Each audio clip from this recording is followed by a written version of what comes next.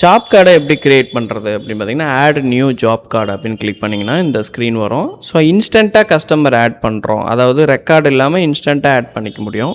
டப்புன்னு நீங்கள் ஒரு கஸ்டமருடைய நேம் அண்ட் மொபைல் நம்பர் நீங்கள் வந்து சூஸ் பண்ணிக்கலாம். இப்போ உதாரணத்துக்கு இந்த இடத்துல வந்து நான் மொபைல் நம்பர் வந்து சூஸ் பண்ணிக்கிறேன். ஓகே, டைப் பண்ணியாச்சு. அடுத்தது வந்து இமெயில் ஐடி. ஓகேங்களா, இது வந்து என்ட்ரு அடிக்க அடுத்தடுத்த ரோவுக்கு வந்து உங்களுக்கு ஆட்டோமேட்டிக்காக வந்து மூவ் ஆகும். இப்போ மீடியா ஜங்ஷன் போட்டால் என்ட்ரு அடித்தேன். அப்படியே கீழே டவுன் பண்ணிங்கன்னா அட்ரஸ்ன்ற இடத்துல மட்டும் என்ட்ரு அடிக்கக்கூடாது, டேப் யூஸ் பண்ணுங்கள். ஏன்னா அட்ரஸ் வந்து பார்த்திங்கன்னா நம்ம அதிலே என்ட்ரு அடித்தோன்னா அது மாறிடும். அதேமாரி நம்ம என்ன கேட்டகரி, என்ன மொபைல் மாடல், அதாவது பிராண்ட் என்ன, மாடல் நம்பர் என்ன, அடுத்தது வந்து பார்த்திங்கன்னா மாடல் நம்பர் நான் டைப் பண்ணிவிட்டேன். 2Z அப்படின்னு சொல்லிட்டு டைப் பண்ணிக்கிறேன். அடுத்தது வந்து ஐஎம்ஐ நம்பர். ஸோ நீங்கள் வந்து மற்ற ப்ராடக்டாக இருக்குது அப்படின்னா நீங்கள் சீரியல் நம்பர் போட்டுக்கலாம். பாஸ்வேர்டு இருந்துச்சுன்னா பாஸ்வேர்டு டைப் பண்ணிக்கலாம். இந்த இடத்துல வந்து எந்த சர்வீஸ் என்ஜினியர் அட்டன் பண்ணுறாரு. பாக்ஸுன்றது அந்த ரேக்கை குறிக்கும். இப்போ நம்ம வாங்கி ஒரு ரேக்கில் வைக்கிறோன்னா அந்த ரேக்கை தான் வந்து பாக்ஸ் நம்பர்னு சொல்லுவோம். இதில் வந்து லேபர் சார்ஜ் வந்து ஆன் ஸ்பாட்டில் போடலாம். இல்லை வந்து ஆன் ஸ்பாட்லேயே ஸ்பேர் ஆட் பண்ணணும் அப்படின்னா இங்கே மேலே பார்த்தீங்கன்னா ஆட் ஸ்பேர் பார்ட்ஸ் அப்படின்னு இருக்கும்.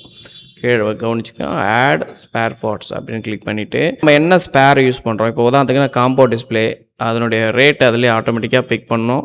நம்ம குவான்டிட்டி கொடுத்து ஆட் ஸ்பேர் பண்ணலாம். மல்டிபிள் ஸ்பேர் ஆட் பண்ணலாம். இப்போ பாருங்கள், ஒரு ஸ்பேர் ஆட் பண்ணிட்டேன். இப்போ நான் இன்னொரு ஸ்பேரும் தேவைப்படுது அப்படின்னா இன்னொரு ஸ்பேருடைய இதுவும் போட்டுட்டு நான் ஆட்டோமேட்டிக்காக ஆட் ஸ்பேர் கொடுத்தேன்னா இங்கே வந்து 2 ஸ்பேர் ஆட் பண்ணியிருக்கோம் ஒரு ஜாப் கார்டுக்கு. ஓகே, அடுத்தது வந்து பார்த்தீங்க அப்படின்னா மல்டிபிள் ப்ராப்ளம்ஸ் எப்படி மல்டிபிள் ஸ்பேர்ஸ் ஆட் பண்ணமோ அதேமாரி நம்மளுக்கு தெரியும் இல்லையா, லேபர் சார்ஜ் எவ்வளோ, அட்வான்ஸ் எவ்வளோ பே பண்ணுறாங்க, அது எல்லாமே வந்து இந்த க்ரியேட் பண்ணுற பேஜிலே போட முடியும். அதே மாதிரி இந்த இடத்துல வந்துன்னா மல்டிபிள் ப்ராப்ளம்ஸ், ஒரு ப்ராப்ளம் கிடையாது, மல்டிபிள் ப்ராப்ளம்ஸை நம்ம ஆட் பண்ண முடியும். ஃபார் எக்ஸாம்பிள் நான் ஒன்று டைப் பண்ணுறேன். இப்போ பார்த்தீங்கன்னா காம்போ டிஸ்பிளேன்னு வச்சுக்கோங்க, டிஸ்பிளே டேமேஜ் எப்படி வேணால் போடலாம். ஸோ காம்போ டேமேஜுக்குன்னு ஒன்று போடுறோம். அப்புறம் இன்னொரு ப்ராப்ளம் வந்து ஆட் பண்ணுறோம்.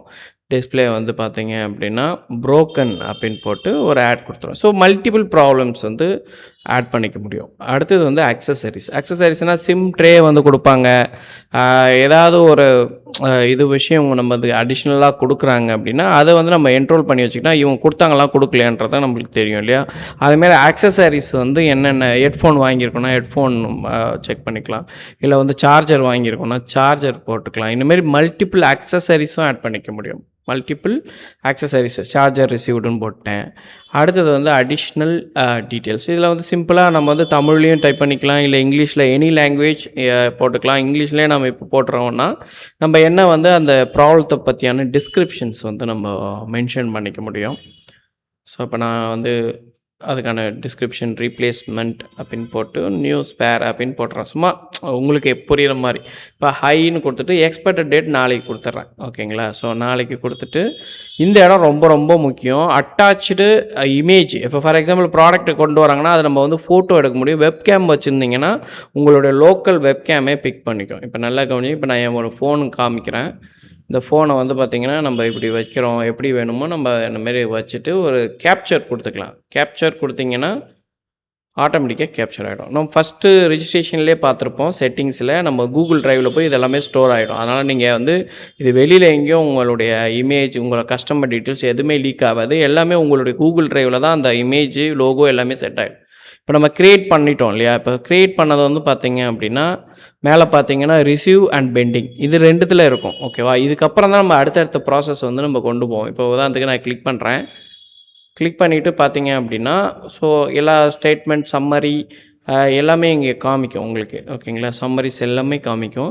கீழே வந்து பார்த்தீங்க அப்படின்னா கம்ப்ளீட்டு ப்ராசஸ்ஸு வந்துடும். இப்போ நான் கம்ப்ளீட் பண்ணிட்டேன்னு அப்டேட் பண்ணிட்டேன். ஓகேங்களா, அப்டேட் பண்ணிவிட்டு கீழே வந்து பார்த்திங்கன்னா ரிசீவ் பேமெண்ட் எதாவது இருந்தால் ரிசீவ் பண்ணிக்கலாம். நம்ம என்ன இமேஜ் மல்டிபிள் ப்ராப்ளமாக ஆட் ஆகிடுச்சா, அதே நேரத்தில் இமேஜஸ், அதாவது ஜாப் அட்டாச்மெண்ட் இமேஜஸ், என்ன ஸ்பேர்ஸ் வந்து நம்ம யூஸ் பண்ணியிருக்கோம், இம்பார்ட்டண்ட் டேட்ஸ் எல்லாமே காமிக்கும். இங்கே வந்து பார்த்திங்கன்னா சென்ட் வாட்ஸ்அப் கிளிக் பண்ணிங்கன்னா ஆட்டோமேட்டிக்காக நம்ம வந்து மொபைலாக இருந்துச்சுன்னா மொபைலில் இருக்கக்கூடிய வாட்ஸ்அப்பை சூஸ் பண்ணிங்கன்னா ஆட்டோமேட்டிக்காக இந்த மெசேஜ், இந்த டெக்ஸ்ட் மெசேஜ் வந்து அவங்களுக்கு வந்து இன்ஸ்டண்ட்டாக வாட்ஸ்அப்பில் அனுப்பிக்கலாம். இது கம்ப்ளீட்லி ஃப்ரீ. வாட்ஸ்அப்பை பொறுத்த வரைக்கும் கம்ப்ளீட்லி ஃப்ரீ. ஆட்டோமேட்டிக் போகாது. நம்ம மெசேஜ் அந்த நம்பருக்கு ஆட்டோமேட்டிக் போய் நிற்கும். நம்ம சென்ட புஷ் பண்ண உடனே மெசேஜ் அவங்களுக்கு வந்து த்ரூ ஆகும். இது வந்து எஸ்எம்எஸ் காஸ்ட் வந்து நம்மளுக்கு மிச்சம் பண்ணும். ஓகேங்களா? மெசேஜாக அனுப்புகிற மாதிரி இருக்கும். அதேமாதிரி எஸ்எம்எஸ் காஸ்ட்டும் நம்மளுக்கு வந்து மிச்சமாகும். லோக்கல் வாட்ஸ்அப்பே பிக்கப் பண்ணிக்கும். நீங்கள் ஆப் வச்சுருக்கலாம், இல்லை வெப் ஸ்டோரேஜ்னால் வெப்பு வாட்ஸ்அப்பை பிக் பண்ணிக்கும், இல்லை ஆப்பே நீங்கள் வச்சுருக்கீங்கன்னா ஆப்பை வந்து பிக் பண்ணிக்கும். ஸோ எஸ்எம்எஸ் வந்து நோட்டிஃபிகேஷன் அனுப்புறதுக்கு கண்டிப்பாக ரிப்பேர் சாஃப்ட்வேர்ஸில் தேவைப்படும். அடுத்து வந்து பார்த்திங்கன்னா ஓகே, பேக் ஆஃபீஸ் வந்துடுறேன் நான். இப்போ பாருங்கள், நம்ம இங்கே பெண்டிங் இருந்ததை ப்ராசஸுக்கு கம்ப்ளீட்டுக்கே மூவ் பண்ணிட்டோம் ஆக்சுவலாக. ஓகேங்களா? இப்போ கம்ப்ளீட்டில் கிளிக் பண்ணிங்க அப்படின்னா இந்த கம்ப்ளீட்டில் கிளிக் பண்ணுறீங்க. ஓகே, கிளிக் பண்ணோடனே பாருங்கள் ஃபஸ்ட்லேயே இருக்கும் நம்மளது. ஏன்னா லாஸ்ட்டாக நம்ம ஆட் பண்ணது. அது இல்லாமல் ஃபில்ட்ரேஷன் ஆப்ஷன், மல்டிபிள் ஃபில்டர்ஸ் வச்சுருக்கோம். நம்ம ஒவ்வொரு இதுவுமே ஃபில்டர் பண்ணுறதுக்கான மல்டிபிள் வச்சுருவாங்க. பட்டன் கிளிக் பண்ணாலும் வியூ ஆகும். அதே நேரத்தில் இங்கே நீங்கள் சூஸ் பண்ண அதுக்கான ரிப்போர்ட்ஸ் வந்து கீழே காமிச்சிட்டே இருக்கும். ஓகேங்களா? இன்ஸ்டண்ட்டாக நம்ம வியூ பண்ணி பார்க்குறதுக்கு கம்ப்ளீட் ஆனது எத்தனை, டெலிவரி ஆனது எத்தனை, இந்தமாதிரி நம்ம இன்ஸ்டன்ட் வியூ பண்ணுறதுக்கு உங்களுக்கு ரொம்ப யூஸ்ஃபுல்லாக இருக்கும். அப்படியே கீழே வந்தீங்கன்னா பேலன்ஸ் ரிசீவ்டு. இப்போ அதேமாரி மார்க்கஸ் டெலிவரி. இப்போ நான் ரெக்கார்ட் பண்ணுறேன் பேமெண்ட் வந்து ஆன் ஸ்பாட்லேயே அந்த ஜாப் கார்டே எடுத்து ஓப்பன் பண்ணி நம்ம எவ்வளோ பேமெண்ட் வாங்கியிருக்கிறோம் அப்படின்ற மாதிரி ரெக்கார்ட் பண்ணலாம். சம்டைம் வந்து எக்ஸ்ட்ராட் அமௌண்ட்டு போட சொல்லலாம். இது நம்ம அப்கமிங் அப்டேஷன்லாம் மாற்றிடலாம். இப்போ ஃபார் எக்ஸாம்பிள் நான் இந்த ரெஃபரன்ஸ் நம்பரெல்லாம் போட்டுட்டு டிடிஒய் சம்திங் ஏதோ ஒன்று போட்டுட்டு நான் வந்து ரிசீவ் ஆகிருக்கு, ஜிபேயில் ரிசீவ் ஆகிருக்கு மாதிரி பார்த்தீங்கன்னா அந்த எக்ஸ்ட்ராட் அமௌண்ட் போடாதனால ஒரு இஷ்யூ வருது. ஸோ அப்போ என்ன பண்ணுறோம், எக்ஸ்ட்ராட் அமௌண்ட் போடுறேன். பட் இது ஃப்யூச்சரில் ஃபிக்ஸ் பண்ணி கொடுத்துட்றேன் நான். ஓகேங்களா? ரெக்கார்ட் பேமெண்ட் கொடுத்தீங்கன்னா ஆட்டோமேட்டிக்காக உங்களுக்கு ரெக்கார்ட் ஆகிடும். அடுத்தது வந்து பார்த்திங்கன்னா பிரிண்ட் எடுக்கலாம், A4 ஆர் A5. ஓகேங்களா? ஸோ இன்ஸ்டண்ட்டாக A4ல் இல்லை A5ல் வந்து நீங்கள் வந்து பிரிண்ட் அவுட் எடுத்துக்கலாம். A5ல் ஆட்டோமேட்டிக்காக ஒரு மாதிரி வரும். இப்போ A4ல் ஒரு மாதிரி வரும். A5ல் இப்போ நான் வந்து அதுக்கு பேப்பரில் போயிட்டு A5 மாற்றினீங்க அப்படின்னா உங்களுக்கு A5ல் ஒரு போல்டாக அந்த பேஜுக்குள்ளே கவர் ஆகிற மாரி இருக்கும்.